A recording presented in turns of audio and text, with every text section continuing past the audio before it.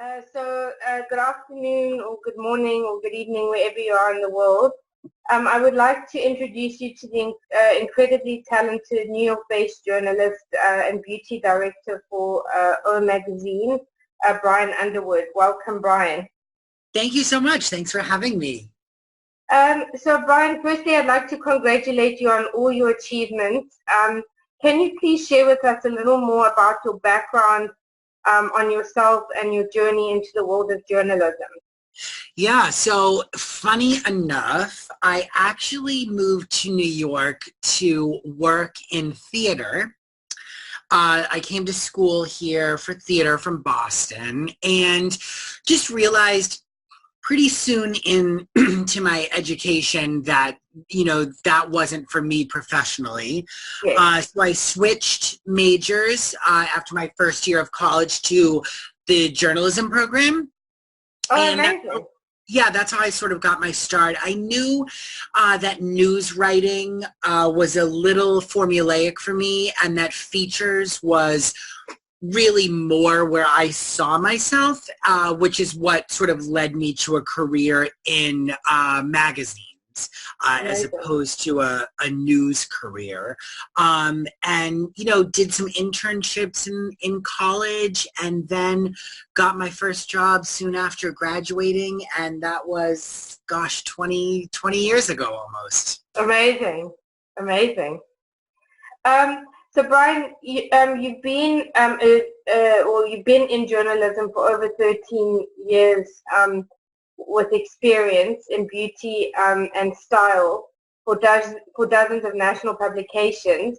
Can you share with us more about this, and where did your passion for beauty and style stem from, Yeah. and how did you break into that industry? So I started out in features, in actually covering health features, and Amazing. it was really interesting, getting into the science and the research. I felt was very, very, very interesting. I think that beauty was really, I think, so interesting to me because it combined science Yes. and trend and innovation. And so that's kind of how I got into beauty. And frankly, it was really just me expressing an interest in covering it and having some really great supportive, bosses who at the time were like, well, go right ahead and do it. And so that's kind of how I got into covering beauty. And like I said, I just think it's a really interesting combination of science and innovation along with, just fun and trend. Absolutely, and also it's got a lot of depth to it as well. So I think so. I mean, there's always something to talk about. There's always some brand innovating. yes, There's always some trend to discuss or demystify. And that's really what I love about beauty. amazing. So your current role is such a massive achievement as the beauty director of O Magazine, and for those who Oh. don't know, Oprah Magazine. How did this opportunity come up for you? So I was working at the time at another Hearst publication, which was Dr. Oz, The Good Life, which was a magazine with Dr. Oz, as you would imagine, at Yes. the helm. And at the time, that magazine was transitioning from a monthly publication schedule to a quarterly publication schedule. So I moved off of that brand and I stayed on at Hearst. And it just so happens at that time that the longtime beauty director of O was retiring.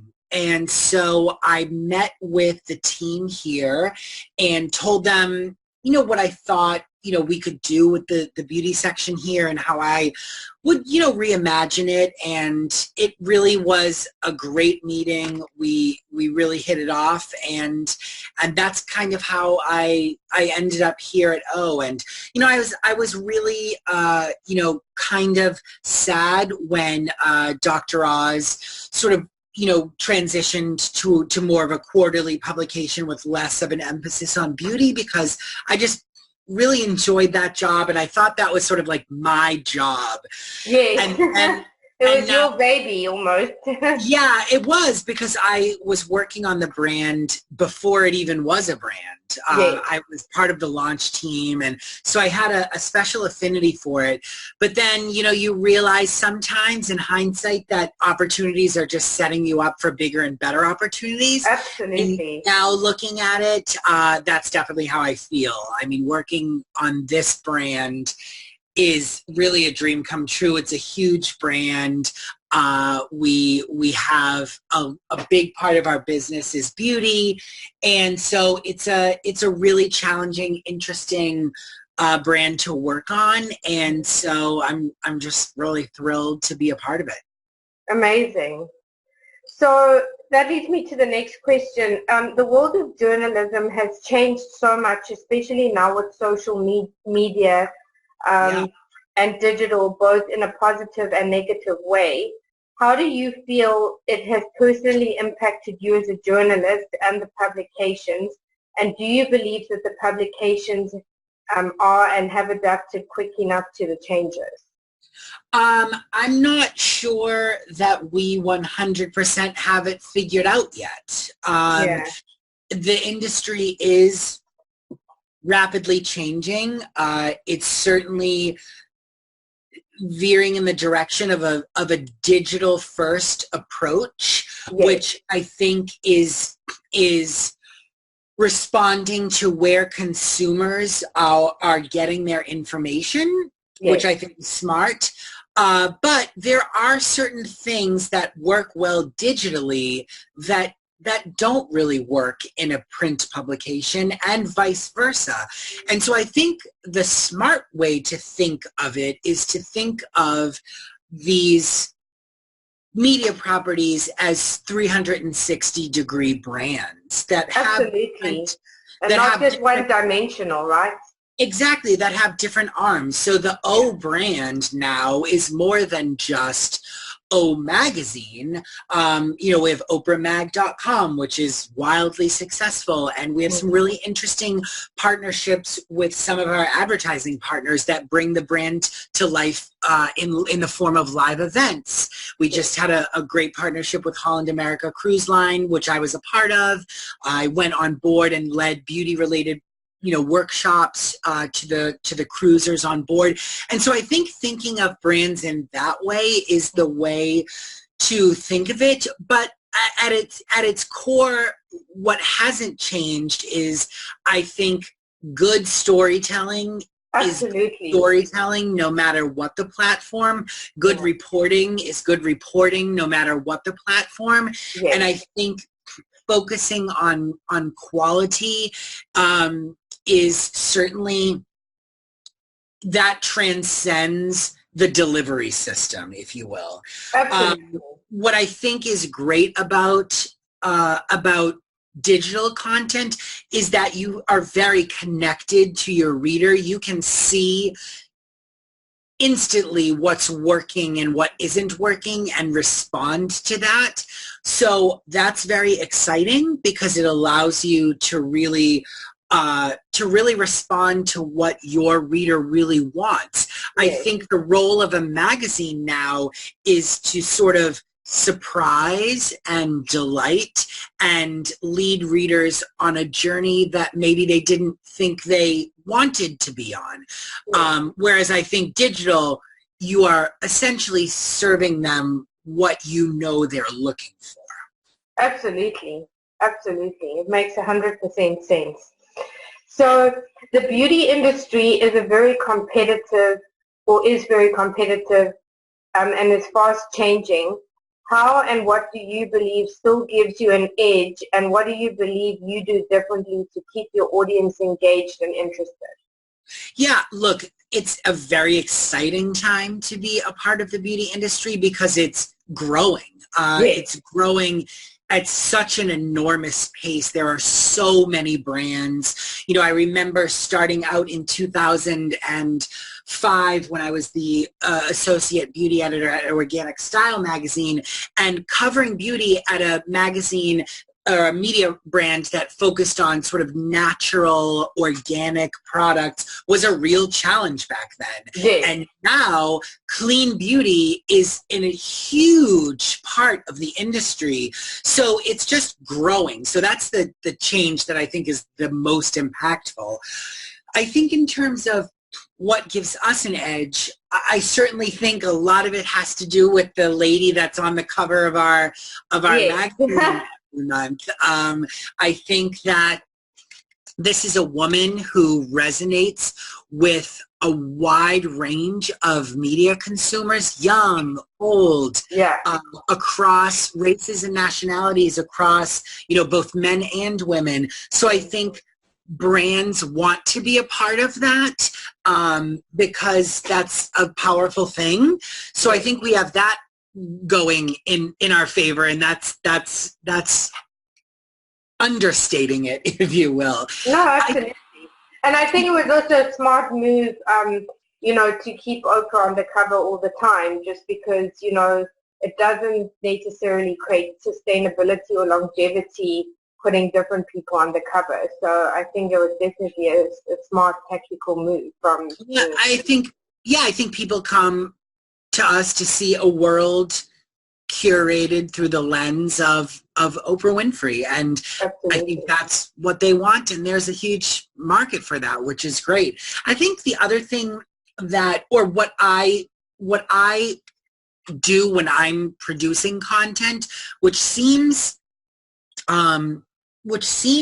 sort of obvious, but I really like to think about the brand in its totality and how beauty fits in with the larger themes of the brand. So when I was at Dr. Oz, of course, I was looking at beauty through a very focused health lens, because that's what the reader was coming to the Dr. Oz magazine for, was information on how to live a healthier life. I think when you think of Oprah, what do you come to the Oprah Winfrey brand for?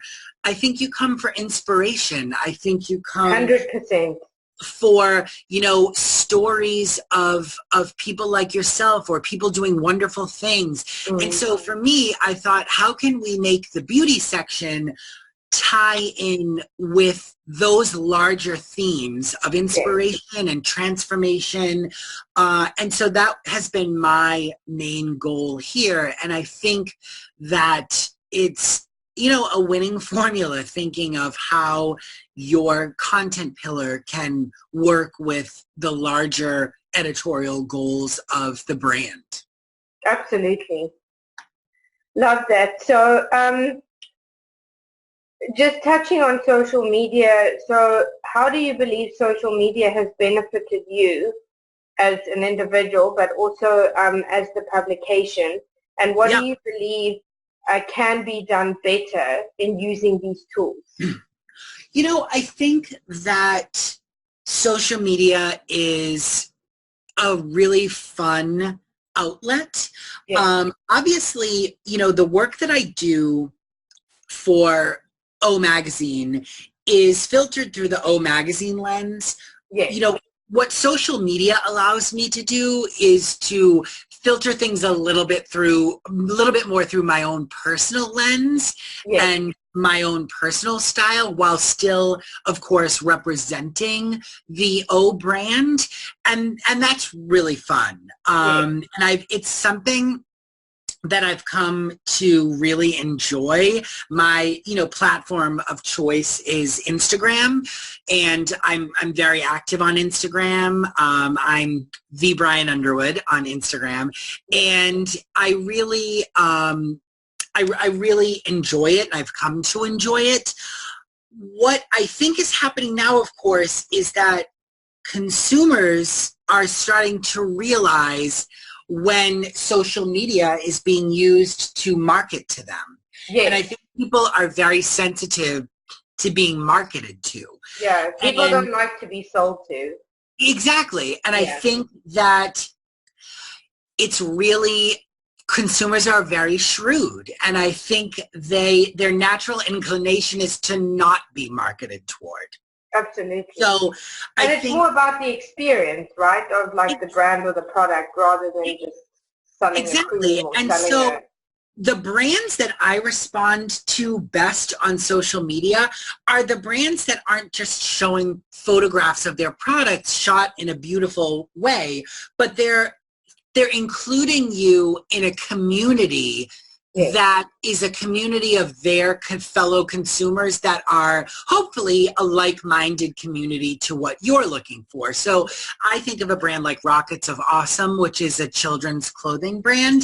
And I love that brand because when I go onto their Instagram feed, it's not just products of their stuff. There's like a cake pop recipe one day. And it just feels like you're part of something bigger than just a clothing brand. Amazing. And I think that. that's how brands can be smarter and shrewder about social media. Every post doesn't need to be geared towards selling something. 100%. I think there needs to be an element of community because I think that's what everyone wants. They want to feel part of something. Yeah, and connected in some way. And connected in some way, because in some ways we're a very connected society, and then funny enough, in other ways, I think people are still yearning for that connection. 100%. So, what have some of your biggest lessons and learnings been, and what are some of your greatest career highlights? Gosh, career highlights. I think the biggest highlight for me is just being able to do a job every day that doesn't feel like a job. Do a job that I'm personally very invested in and passionate about. That's the biggest career win I think anyone can have. Obviously, it's great to win awards and that's really fun, and to have the recognition of your peers and others is a nice thing, but that's almost like the cherry on top. I think for me, just being able to get out of bed and do something that I love is the biggest career highlight. And I certainly feel like this role at O is sort of the biggest and best job I've ever had. So that just feels like a big win every day. And I think the biggest learning is that you're never too old to learn. 100%. And you're never too old to learn from somebody younger than you. And I think that you have to take your own ego out of things sometimes and realize that no one knows everything, and that sometimes there really is room. I think there's always room to grow and learn. And I think that's how you become an effective coworker and colleague and employee and manager, is by knowing that you don't know everything. Exactly. No, it's amazing. So just sort of touching back on the Dr. Oz thing. So you also, as you mentioned, the beauty director of Dr. Oz, The Good Life, in partnership with Host. Can you share with us more about this and how you succeeded within just 10 years of being the publication and became the #1 selling women's health and lifestyle and title with an incredible accomplishment, and how and what did you do differently? I think when I worked at Dr. Oz, The Good Life, I think, first of all, I was surrounded by a group of just incredibly talented coworkers and colleagues, and we had an incredibly smart editor-in-chief, Jill Herzig, who just really knew how to deliver the information that she knew our reader wanted, but in an aspirational way, which I think is really key. I think that you can be aspirational, but if you're not giving people what they want, you really haven't earned their dollar. And I think that Jill was kind of a master of that, and it was reflected on our newsstand sales, which were some of the best. And again, I think it was about finding a very unique point of view, and working on a startup like that really afforded us the opportunity to really think, what there are a billion other magazines and websites out there that cover beauty. What is our point of view going to be? What is a male cardiothoracic surgeon going to tell me about beauty? And I think that's when we landed on the really finely tuned sort of health, wellness focused lens that we ended up creating our content under, that really sort of put that all into focus for us. And I think people really responded to that. It felt organic. It felt true to Dr. Oz and his brand. And I think people really responded to that. Amazing. That's amazing. So, Brian, you worked on the work that you commissioned for the magazine received multiple accolades, including recognition by the Skin Cancer Foundation. Do you believe that this helped open the door and other opportunities for both you and the publications? I think, as I said, I think being recognized in that way certainly gets people's attention, which I think is important. I mean, we just won here at the Fragrance Foundation Editorial Excellence Award, and I think that that's an award that's traditionally given to fashion and beauty magazines like Vogue and Elle and Harper's Bazaar and Allure. So for a magazine with a focus on women's service to win an award like that, I think does say that we're serious about the beauty content that we produce as well. And I think that does get people's attention. So I think it does open doors in that way. And it's wonderful to be recognized in that way. Sure. Well, it also shows the tangible results that you've produced. So it's kind of, like you say, just the cherry on the cake. It is. For me, it absolutely is. So you've held positions at various publications, which has given you so much opportunity for growth. How do you feel this has helped you and given you a competitive edge over other journalists? Well, I think that if you're going to be part of a business, it makes sense to know as much as you can about all aspects of that business. And so, I have written and edited and commissioned feature articles. I've art directed photo shoots. I've covered the beauty and fashion market. I have styled photo shoots. So I think having that knowledge and also having a knowledge of how the business side of this business works, I think is beneficial, because that's what I do for a living. And so I should know the ins and outs. And I think that some people feel maybe a little siloed in their particular area.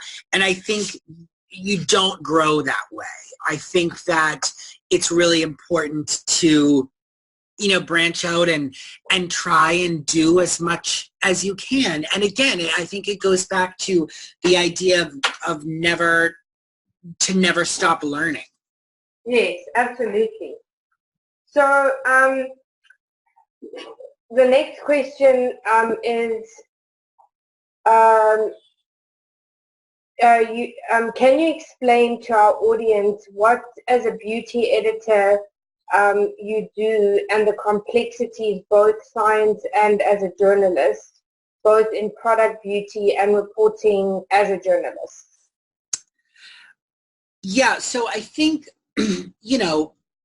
consumers in particular non-beauty enthusiast consumers ultimately are very confused. I think they go into Sephora or they go into their drugstore and they're confronted with this mountain of products and they have no idea where to begin.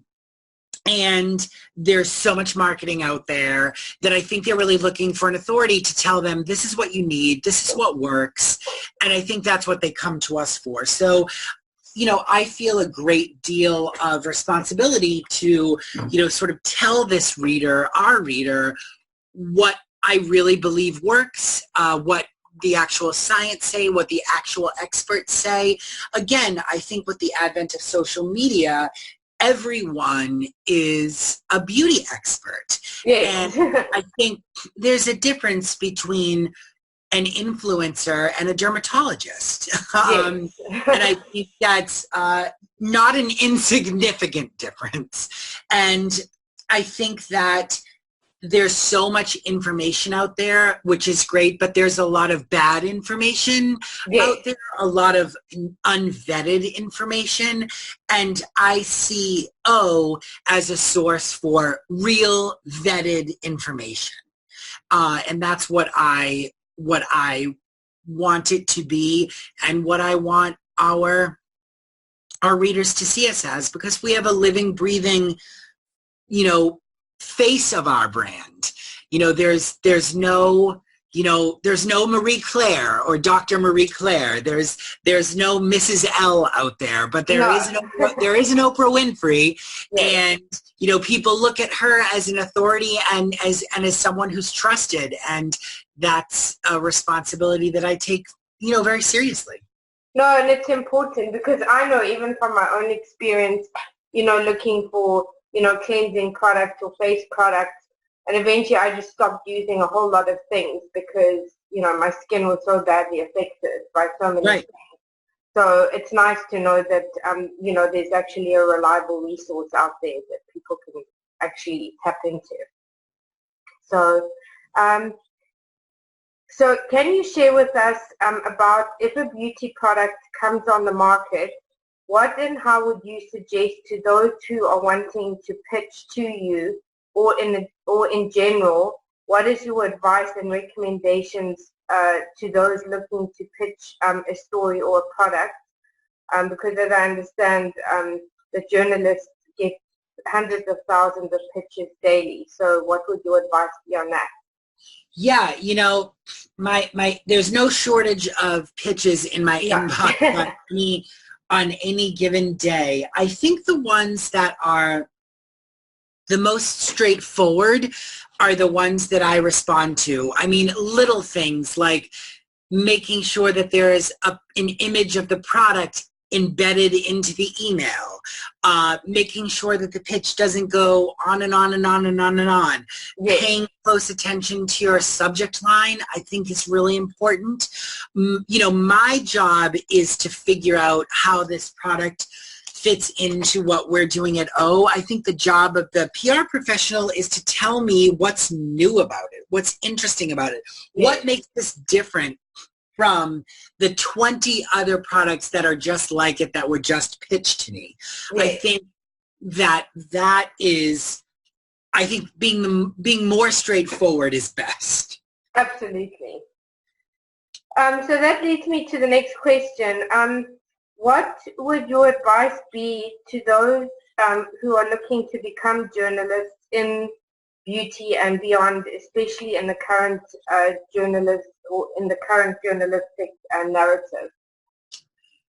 Well, I think though the industry has changed significantly, I think my advice has always been the same, which is to work hard. I think work hard, get out there, meet as many people as you can, be flexible. You may have a vision of what you think you want to do, but you know, that may not necessarily be the best thing.